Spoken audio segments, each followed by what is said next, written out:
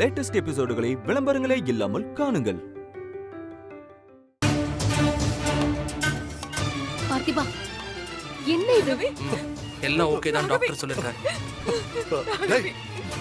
என் பொண்ணு என்னடா செஞ்ச? சொல்லுடா. சார் விடுங்க சார், உங்க பொண்ணு நல்லா இருக்கா சார். டாக்டர் இப்போ ட்ரீட்மெண்ட் கொடுத்துட்டு இருக்காரு. நீ யாருடா இப்படி செய்ய? என்ன உரிமையில அவளை தூக்கிட்டு வந்த? நம்ம பொண்ணை காப்பாத்தவா கொண்டு வந்திருப்பா, கொல்லதான் கொண்டு வந்திருப்பா. பாருங்க, ஐயோ கொஞ்சம் நிறுத்துறீங்களா? பார்த்திபா,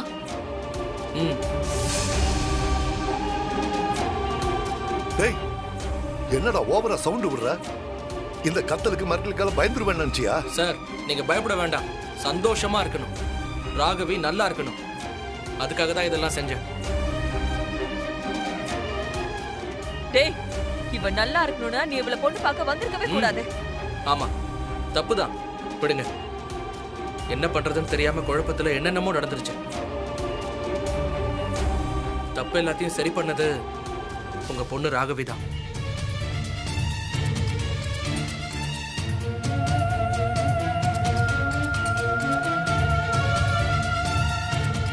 என்னடா, என்ன புது கதை சொல்ற? ஒவ்வொரு தடவையும் அவன் உண்மையதான் சொல்றான். ஆனா யாருமே அவனை நம்புறதில்ல. நான் கூட கடைசியில காயப்பட்டு நிக்கும் போதுதான் உரைக்குது. நீங்களும் அப்படி கஷ்டப்படக்கூடாதுன்னு தான் நான் நினைக்கிறேன். தயவு செஞ்சு நான் சொல்றதை கேளுங்க.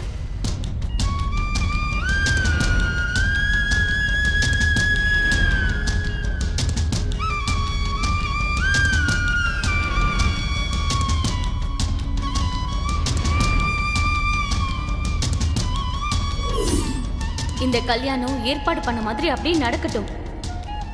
ஆனா கடைசி நிமிஷத்துல தாலிய ரஜினி கழுத்துல கட்டிடுங்க.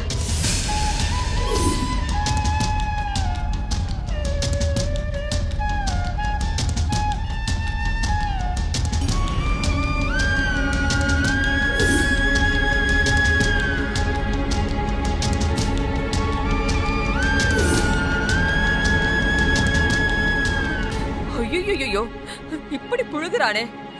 ராகவி கண்ணு முழிச்சு உன் திட்டம் எல்லாம் தெரிஞ்சிரும் தானே. இவ கண்ணு முழிக்க கூடாது தானே நீ இப்படி எல்லாம் பண்ணிட்டு இருக்க? என்னடா பண்றதெல்லாம் பண்ணிட்டு இங்க வந்து கதையா சொல்ற? உன்னால தாண்டா என் பொண்ணு இப்படி சாகுற நிலைமைக்கு போயிட்டா. அடிக்காதீங்க, அடிக்காதீங்க ப்ளீஸ். அப்பா வேண்டாம், விட்டுருங்க. அடிக்காதீங்க சார், அடிக்காதீங்க சார். அப்பா வேண்டாம், அடிக்காதீங்க ப்ளீஸ்.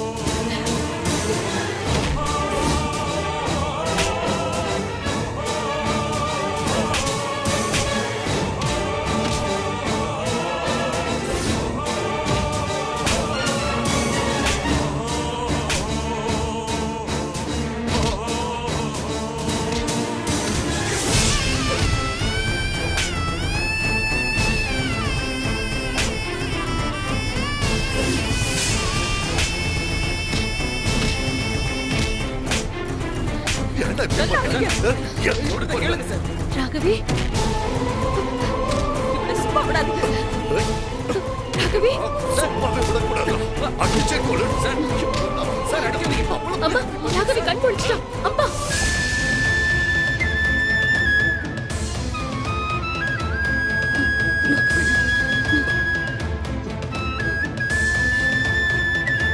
ராகவி, ராகவி தலையிடு. ராகவி,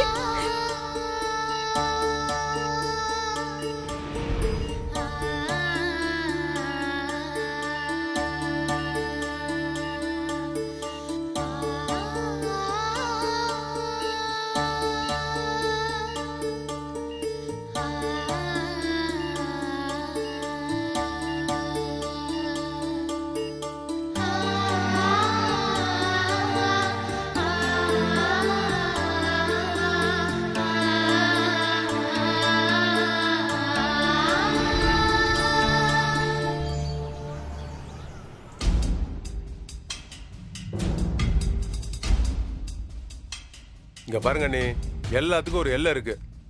இத்தனை நாள் நம்மள பிடிச்ச கெட்ட நேரம் அண்ணன் நம்ம கூட இல்லாம போனாரு. ஆனா தம்பி,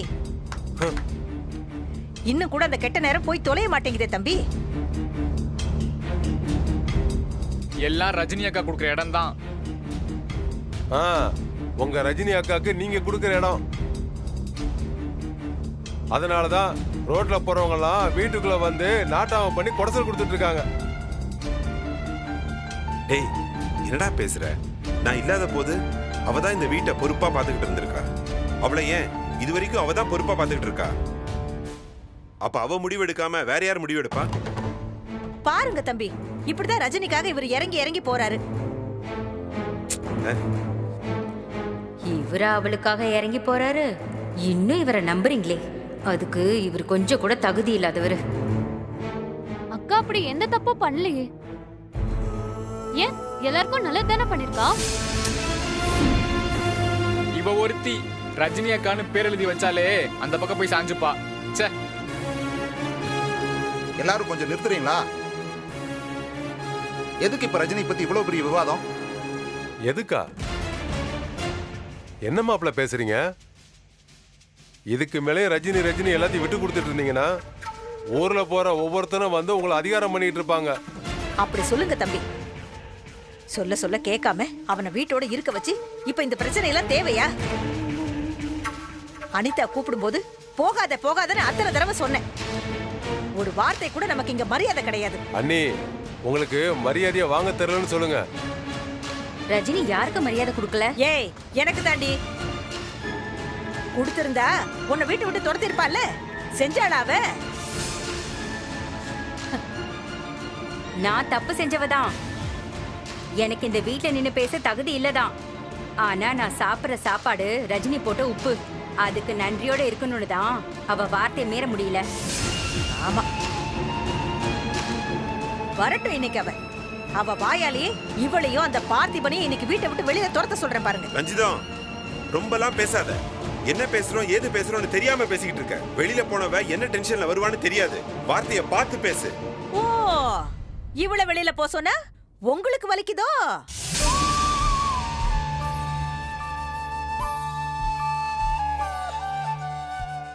என் மேல இருக்கிற கோபத்துல நான் என்ன பேசினாலும் உங்களுக்கு பிடிக்காது. ஆனாலும் ரஜினிக்காக நான் பேசிதான் ஆகணும். நீ யாரடி அவளை பத்தி பேச? ஏன் பொண்ணை பத்தி நீ சொல்லிதான் எனக்கு தெரியணுமா? அவங்க என்னதான் சொல்றாங்கன்னு கேப்போமேமா. நீ சும்மாரடி. இதோ கலெக்டர் அம்மா தான் தீர்ப்பு சொல்லிட்டாங்களே, கேளுங்க. ஒரே ஒரு தடவை நான் சொல்றத கொஞ்சம் கேளுங்க. ரஜினி வந்ததுக்கு அப்புறம் என்ன கூட வெளியே அனுப்பிருங்க. ஆனா தயவு செஞ்சு ரஜினி பார்த்திபனை பிரிச்சிடாதீங்க.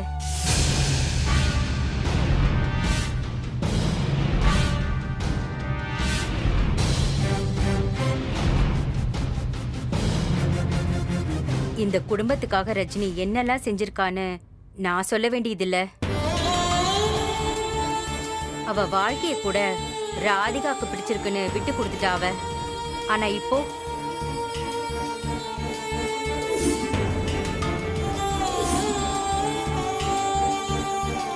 யாருக்காகவும் விட்டு கொடுக்கவும் முடியாம, தனக்கு பிடிச்ச வாழ்க்கைய வாழவும் முடியாம அவ தவிக்கிற தவிப்ப நான் கூட இருந்து நல்லாவே பாக்குறேன்.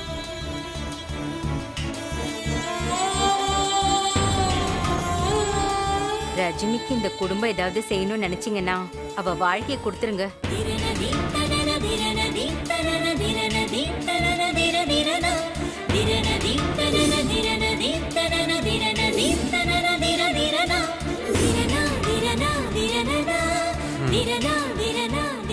பார்த்திபந்தா அவ சந்தோஷம், பார்த்திபந்தா அவ வாழ்க்கை.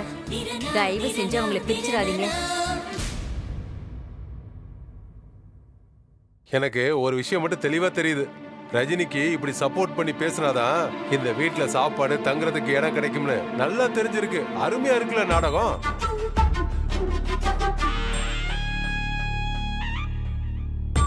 ரெண்டு பேரையும் வீட்டை விட்டு விரட்டினாலே எல்லாம் சரியாயிடும்.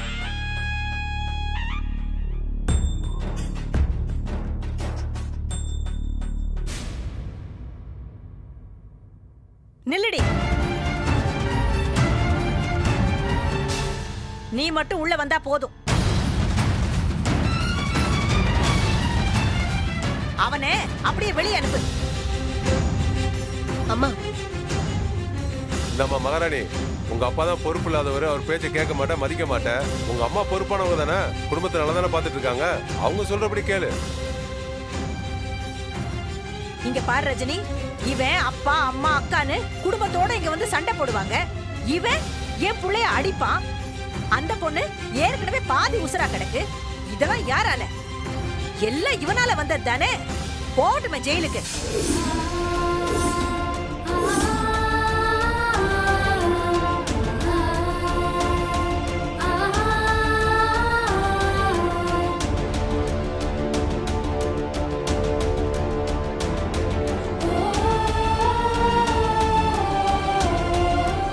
என்னை விட பெரியவ தானே, அப்ப அம்மா சொல்றத கேளு.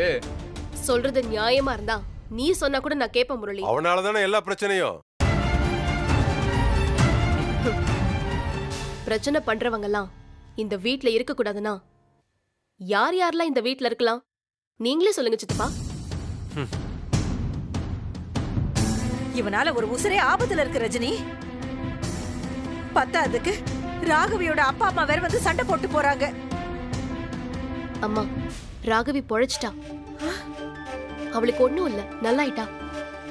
உன்னாலதான் பொழைச்சான்னு ராகவியோட அப்பா அம்மா பார்த்திபனுக்கு நன்றி சொல்லி அனுப்பிட்டாங்க.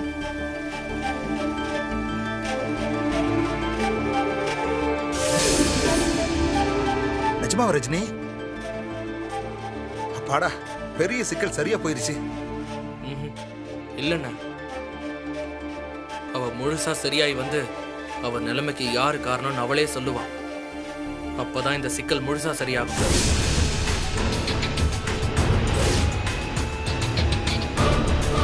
பார்த்திபனால எந்த பிரச்சனையும் இல்ல. நம்ம வீட்டு பிரச்சனைக்கு பார்த்திபன் எந்த விதத்திலையும் காரணம் இல்ல. இப்ப என்ன சொல்ற?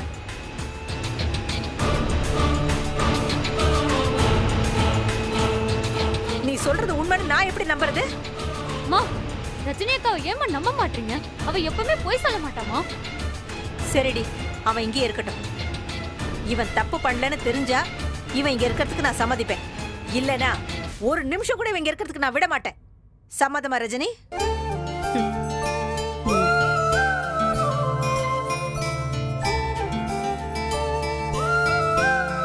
வா வாப்பா.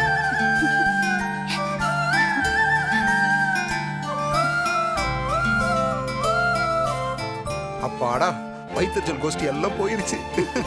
பாத்திப்பா, வாழ்த்துக்கள். பத்மாமா தான் உங்க 2 பேருக்காக இவ்வளவு நேரம் அம்மா கிட்ட சண்டை போட்டாங்க. நான் தான் சொல்லியிருக்கேன்ல, உங்க 2 பேரையும் பிரியவே விட மாட்டேன்னு.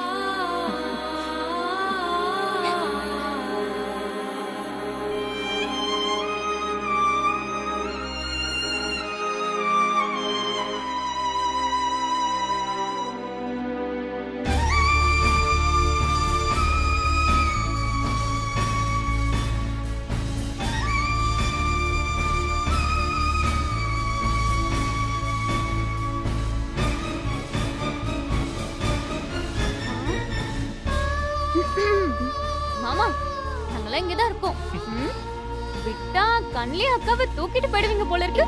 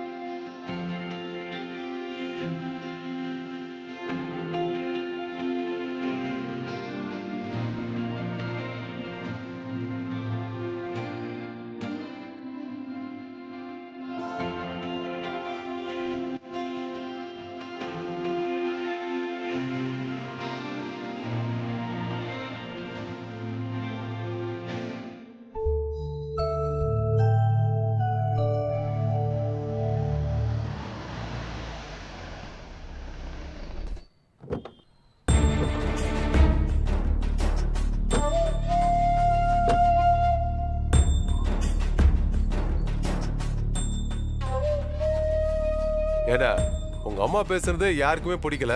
அதுக்காக மூஞ்சி எப்படி உருன்னு வச்சுப்பியா? சொல்றது புரியுதாடா உனக்கு? அவன் வீட்டுக்குள்ள வந்துடக்கூடாது. அதுக்கு என்ன பண்ணலாம்னு யோசிக்கிறத விட்டுட்டு இப்படி இருந்தா என்ன நடந்துரும்? சித்தப்பா நான் உள்ள போயிடாம இருக்கணும்னு தான் யோசிக்கிறேன். என்னடா சொல்ற? ஆமா சித்தப்பா, அவளுக்கு ஏதாச்சும் ஆனா பார்த்திபன் மேல பழி விழும், அவன் உள்ள போயிடுவான்னு நான் பிளான் பண்ணேன். இப்போ நானே அதுல மாட்டிக்கிட்டு முழிக்கிறேன். ராகவியோட நிலைமைக்கு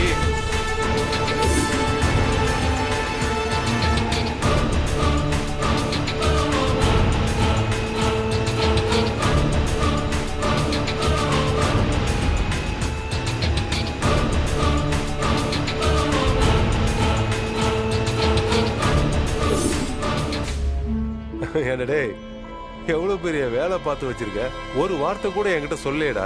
அதை விடுங்க சித்தப்பா, அந்த பார்த்திபன் ஏற்கனவே எல்லாத்தையும் கண்டுபிடிச்சு அவன் ஆதாரத்தோட எல்லார்ட்டையும் சொல்லிட்டான். என்னடா வரிசையை அடிக்கிட்டே போற? ஆமா சித்தப்பா, பார்த்திபன் என்ன அடிச்சான். ஆனா ஏதோ நல்ல நேரம் ரஜினி அக்கா அவன் சொன்னதை எதையும் நம்பல. நாளைக்கு ராகவி வந்து அந்த மீப்ஸ்னால தான் நான் சூசைட் பண்ணிட்டேன்னு சொன்னா அப்போ என்னோட நிலைமை? ஏய் மகனே, இவ்வளவு தெளிவா இருக்கிற, இதுல இருந்து தப்பிக்க உனக்கு ஒரு ஐடியா வரலையா? இல்லையே, அந்த ராகவி வந்து உண்மையை சொல்லிட்டா என்ன பண்றதுன்னு டென்ஷன்லயே என்னால எதுவும் யோசிக்க முடியல சித்தப்பா. அவ்வளவுதானே? சரி, இவ்வளவு டென்ஷன் எதுக்குடா? பேசாம ராகவிய வரவிடாம பண்ணிடு.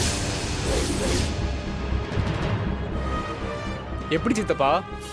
அவ இருந்தா தானே வருவா, அவளை இல்லாம ஆக்கிட்டா? சித்தப்பா ஏய், என்னடா இப்படி ஷாக் ஆகுற? என்னமோ இது வரைக்கும் எந்த தப்புமே பண்ணாத மாதிரி.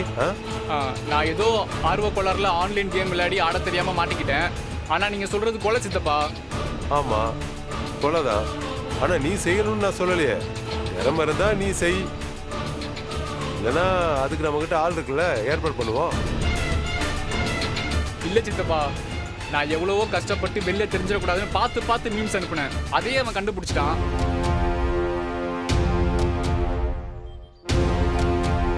இப்போ அவ ஹாஸ்பிட்டல்ல இருக்கா. அத்தனை பேர் இருக்க இடத்துல எப்படி இதெல்லாம் செய்ய முடியும்?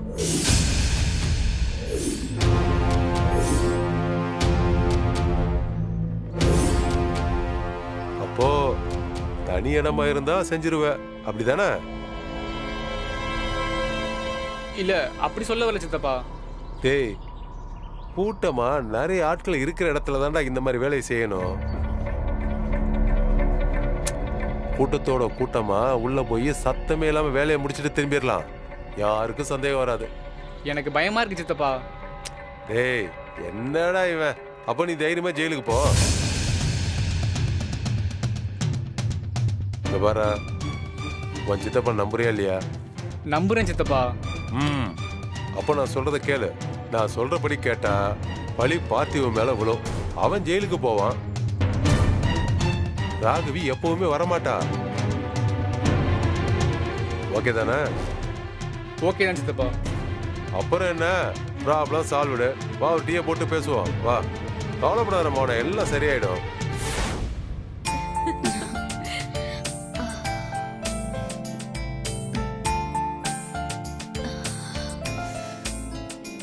இப்படி ஒண்ணு பாப்போன்னு நாங்க நினைக்கவே இல்லம்மா.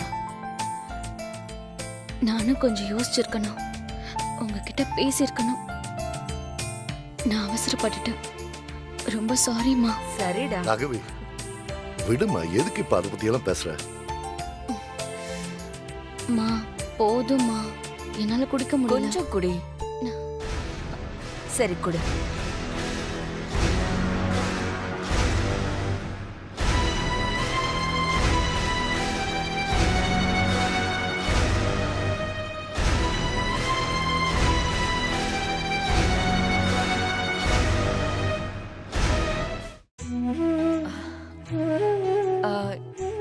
ஆமா, டாக்டர் பார்த்து பேசணும்னு சொன்னீங்களே? ஆமாம்மா, எனக்கு தெரிஞ்சு இன்னைக்கே டிஸ்சார்ஜ் பண்ணிடுவாங்கன்னு நினைக்கிறேன். நம்ம டாக்டர் போய் பார்த்து பேசிட்டு வந்துடலாம்.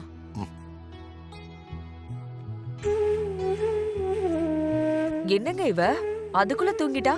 அவ தான் டயர்டா இருக்கேன்னு சொன்னால, கொஞ்ச நேரம் ரெஸ்ட் எடுக்கட்டும், நம்ம போயிட்டு வந்துடலாம்.